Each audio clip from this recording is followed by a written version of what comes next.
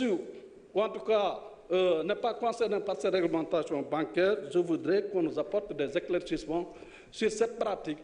pratiquée au niveau de la CBAO. Le troisième point, Monsieur le ministre, vous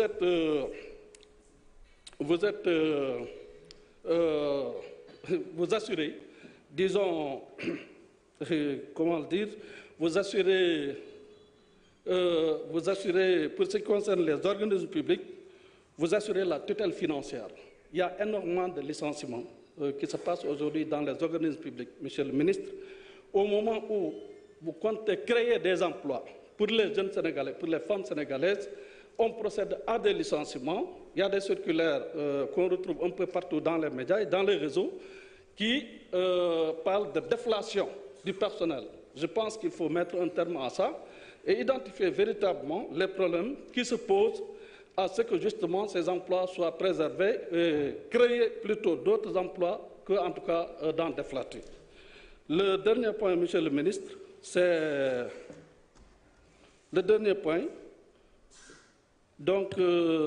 c'est la création d'une banque nationale,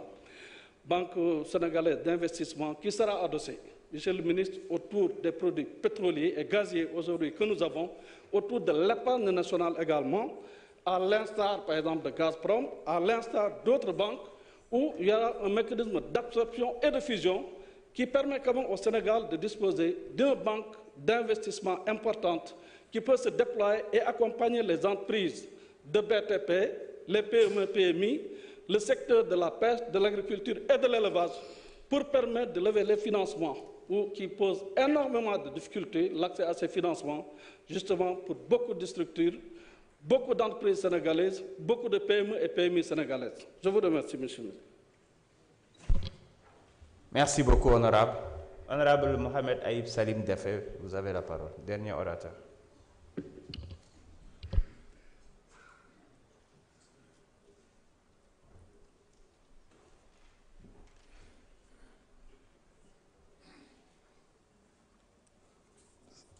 Merci beaucoup, Président. Donc, Monsieur le ministre des Finances et du Budget, Monsieur le ministre du Travail et des Relations avec les institutions, chers collègues, ñoo ngi leen di nuyu di rafetlu projet de loi ba nga xam ne moom ñu indil jëm ci réglementation bancaire ak réglementation de la microfinance. di wax ni projet de loi yu am solo la parce que si li ñu nekk muy agenda national de transformation, la vision Sénégal 2050, la principale bataille, c'est la bataille du financement. Donc, pour que nous puissions atteindre les objectifs que le gouvernement s'est fixés en 2029. Et pour cela,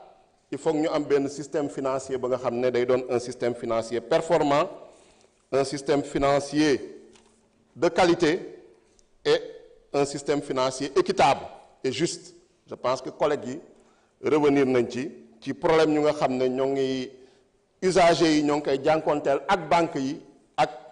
établissement de microfinance yi luñ ci delluwaat jafe-jafe yi bëri na te am nañu yaakaar ni loi yi ñu jël dinañu indi en partie des solutions yoo xam ne surtout si problème yu jëmee yoo xam ne si responsabilité banque yi la ak établissement de microfinance wax nañu observatoire de la qualité des services financiers il faut que ñu gën ko dooleel gën ko mu gën a jege usagers yi gën a jege citoyens yi pour saisine yi mën a yomb procédure yi tamit mën a yomb jox ko tamit ay moyens yu doy pour protéger les usagers des banques parce que gis nañu tamit am na un certain déséquilibre entre les banques d'un côté ak clients yi suñu bëgg a exercer leurs droits déjà premier obstacle bi c'est l'information donc ils sont généralement sous-informés. Ensuite, même s'ils sont informés, ils ont jafe-jafe pour exercer ces droits. Donc il y a une asymétrie à ce niveau-là, mais il faudrait rééquilibrer aussi également à ce niveau-là. Maintenant, parce qu'il ne faut pas aussi qu'on fasse preuve de démagogie. Il y a beaucoup de mauvais payeurs. Et il faut aussi que les Sénégalais nous ñu prudent ak prêt yu ñuy jël parce que ku jël prêt en tout cas avec le régime de Bassirou Diomaye Faye au niveau des établissements financiers surtout établissement ñu nga xam ne microfinance yoo xam ne état moo ngi koy promouvoir di nga fay donc sooy jël wala ngay soumettre projet na la leer ni projet yu ngay soumettre c'est des projets bancables ay projets yu réalistes la mais bañ a jël pour jël après nga am problème pour fay donc vraiment loolu tamit bëgg nañu sénégalais yi bàyyi ci xel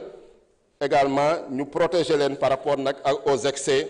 de ces établissements financiers donc agenda national de transformation bi yaakaar naa ne premier axe bi c'est l'économie compétitive économie compétitive nag pour que ñu am ko il faut que ñu am un système financier souverain il faut que ñu am un financement ba nga xam ne su ñun lay dépendre gis nañ ko récemment avec certaines suppressions de projets par des pays tiers notamment ay USAID yoo xam ne mu ngi ñu indil ay difficultés dans certains domaines secteurs sociaux donc il faut qu'on assure en tout cas la majeure partie de notre financement du développement c'est le cas également pour le financement aux acteurs privés lu may wax également gis naa fi benn collègue léegi di reprocher au président d'avoir reporté la séance dans des conditions yu nga xam ne moo ngi koy ñaawlu ma koy rappeler moom daaw ci jamono yii moo fi ñëwoon bëgg a reporter élection yi yaakaar naa reporter élection présidentielle moo gën a grave fuuf reporter séance assemblée nationale te fii la ko defee ñu taxaw bëgg a ko opposé wu mu woo waa GIGN ñu génnee ñu soog a voté seen loi bi alhamdulilahi ba loi boobu jàllul ah parce que lu ñu bëggoon indi Sénégal ci instabilité créer Sénégal dictature indi le chaos heureusement yàlla àndu ci sénégalais yi ànduñ ci également sooy leen di dégg dafay mel ni ñoom mosuñoo nekk au pouvoir da leen di jaaxal sax dafa mel ni dañuy nargalee sénégalais te ñoom ñu si ëpp ah seeni patron yi bokk ay établissement financier lañu si seen bopp ñoom ay banques lañu des banques ambulantes donc monsieur le ministre na nga wax le président de la république reddition des comptes bi bu mu tàmbale na ci continuer sénégalais yi moom nay xaar te yàqamti nañ ko pour xaalis boobu ñu rawale ñu jël ko delloo ko dans les établissements.